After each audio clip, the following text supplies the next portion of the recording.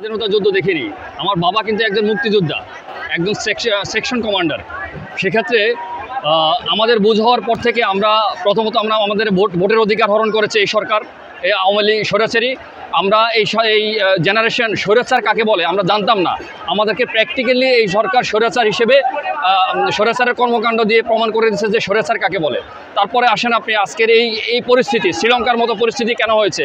আজকে আমরা এখানে গণভবনের ভিতরে আছি, এখানে আপনি আজকে এখানে থাকার কথা না, কেন হয়েছে? এই পরিবেশকে সৃষ্টি করেছে বাংলাদেশের সাধারণ শিক্ষার্থীরা। কোটা ভিত্তিক কোটার যে বৈষম্য, এই কোটার বৈষম্য থেকে স্বাধীনতা চেয়েছিল এবং এই কোটার সংস্কার চেয়েছিল। সে কী করলো? সংস্কার না করে এই কোটাটাকে বাদ দিয়ে দিয়েছে। তার মানে আবার মুক্তিযুদ্ধ সহকারে যারা কোটা পাচ্ছে তাদেরকে লেলিয়ে দিয়েছে, যারা কোটা সংস্কার চাচ্ছে তাদের বিরুদ্ধে দিয়ে এখানে একটা ঝামেলা করে দিয়ে একটা যুদ্ধ লাগিয়ে দিল। সেটা আদালতে নিল, আদালত আবার সেটা খারিজ করে দিল। আপনারা সব কিছু জানেন। সেখান থেকে লাস্টে মানুষ অধিকার আদায়ের জন্য, কোটা সংস্কারের জন্য রাস্তায় নেমেছিল। ছাত্ররা প্রথমে আন্দোলন শুরু করেছে। এই দেশে প্রশাসনের একটা বাহিনীকে, পুলিশ বাহিনীকে সে এমনভাবে ব্যবহার করেছে যে পুলিশ বাহিনীর নিজের মেরুদণ্ড, নিজের যোগ্যতা, দেশের প্রতি দায়বদ্ধতা, স্বাধীন সার্বভৌম রাষ্ট্রের প্রতি যে শপথ করে এসেছে তাদেরকে এটা ভুলে দিয়েছে। মানুষ অতিষ্ঠ হয়ে আজকে রাস্তায় নেমে এসেছে। শিশু বাচ্চা, আমি গতকালকে দেখেছি শহীদ মিনারে একজন দম্পতি তাদের বাচ্চাকে নিয়ে কোলে করে নিয়ে এসেছে যে আমরা বাঁচলে একসাথে বাঁচবো, মরলে একসাথে বাঁচবো। বাঙালি দেখিয়ে দিয়েছে যে আমরা একসাথে বাঁচতে পারি। কথায় কথায় মানুষকে এই স্বৈরাচার সরকার কথায় কথায় রাজাকার ট্যাগ দিয়ে দিচ্ছিল, কিন্তু আজকে তারা রাজাকারও হয়েছে, স্বৈরাচার হয়েছে। সে এখন গণভবন থেকে পালিয়ে গিয়েছে।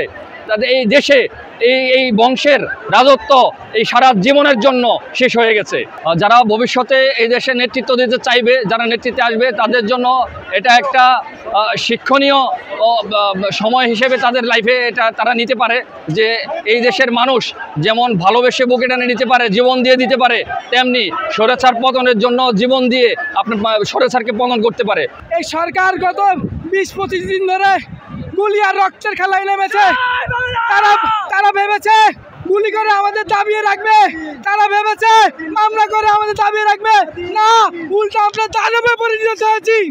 গুলি খাওয়ানোর সে শিক্ষা আমরা 52 থেকে শিখেছি, গুলি খাওয়ানোর শিক্ষা আমরা 69 থেকে শিখেছি, গুলি খাওয়ানোর শিক্ষা আমরা 71 থেকে শিখেছি। আজ এই শিক্ষা বাস্তবায়নের সময় 52 আন্দোলন যদি শিক্ষার্থীর আন্দোলন হয়ে থাকে, বাংলা ভাষা যদি শিক্ষার্থীর আন্দোলন হয়ে থাকে, 24-এর আন্দোলন শিক্ষার্থীদের আন্দোলন, 24-এর স্বাধীনতা শিক্ষার্থীদের স্বাধীনতা। জয় বাংলা, জয় শিক্ষার্থী।